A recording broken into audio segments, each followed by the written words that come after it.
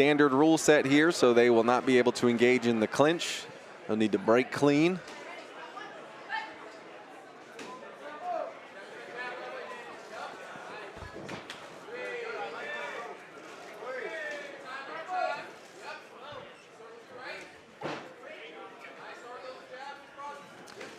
Always interesting to see debuters. Yeah, it could go one of two ways. Either A, they both come out, you know, slinging and banging. Just the, whoa! Double tapped him with the left hand jab and followed it up with a nice high kick. Yeah, those toes to the face there. Yeah, Daniel's about 4 inches taller, you know, than Bryan here, so he definitely has the reach advantage. He just needs to utilize that, just pop that jab and just see what opens up.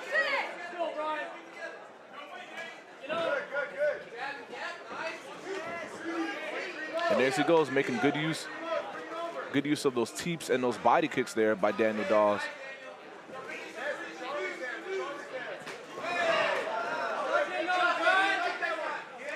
So he caught the kick and threw a technique and let it go immediately. I was under the impression that you can't throw a technique when you catch the kick in standard kickboxing. Yeah, not when it comes to kickboxing, though. You can hold it for like a brief second, let it go, and then fire off some strikes. Now, if it's Muay Thai, you know, totally different rule set.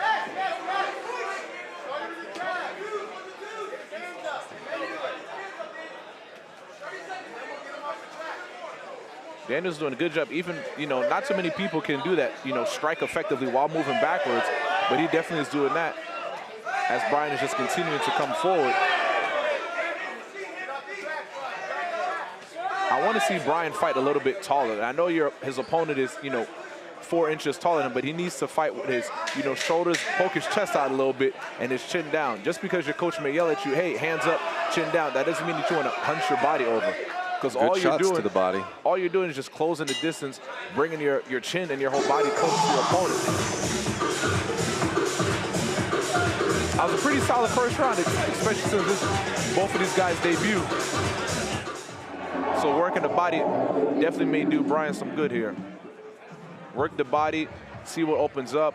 As Daniel Dawes, you know, lowers his hands down there to punch at a significantly shorter opponent, man, I'm sure Bryan, man, that overhand right is going to be there. Jab to the body, jab low to the body, and then come over the top.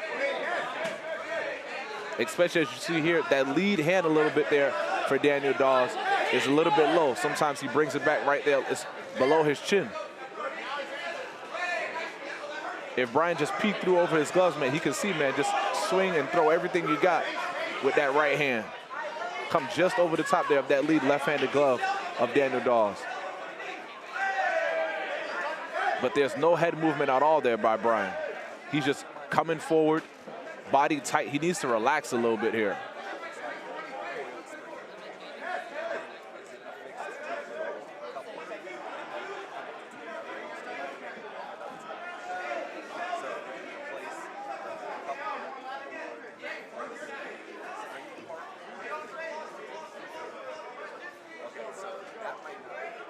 Both of these individuals exchanging kicks here, but if Daniel and Bryan both kick at the same time, just by sheer science, Daniel's kick is going to land first. Oh, here we go. This is what I like to see here out of Bryan Muxo. Use that body work, level change, beat up the body with some hooks, then come over the top.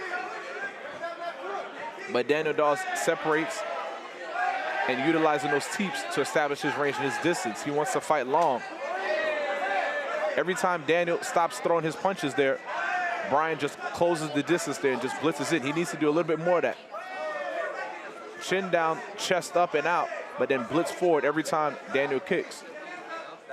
If when Daniel goes to throw a kick, if Bryan can just, you know, charge in before his foot gets down to the ground, he'll be able to get Daniel off balance there and land some punches of his own. Sometimes you got to take one punch to give a punch. Oh. Referee warns him there. This is no clinching. And here we go for this third and final round. These two men, Daniel Dawes, in my opinion, is up 2 rounds to none. So Bryan Muxo, man, he needs to just throw a little bit of caution to win. I need more volume and more power, especially in that right hand out of him. You don't want to just shell up and back up right here. This is not what Bryan wants to do.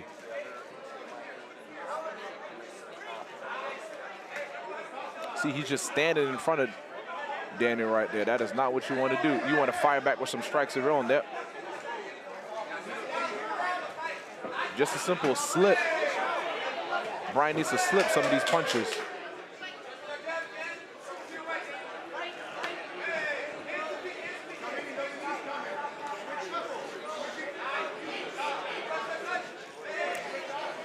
Crucial, ooh, nice front kick to the face. Crucial to mix it up because, you know, kicks score better than punches in the kickboxing rule set. Yeah, Daniel has definitely been doing a good job of mixing up with body kicks and teeps there. You could definitely tell that Daniel Dawes is the more, even though he has less experience of training overall, he definitely seems like the more comfortable person in there. It's just Bryan, he just seems like he's just so tight. He's so tense. Notice how he's hunching down, his elbows in tight. Yeah, I understand you want to protect your body, but you got to loosen up a little bit. He done had it softened up some. Yeah, that just takes blood, you know, away from to feed those muscles when you're so tight that he needs to loosen up. 30 seconds left in this third and final round.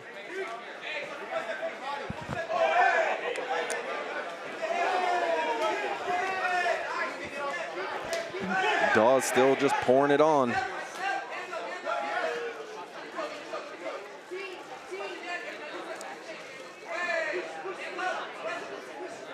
Still plenty of fight in Muxo.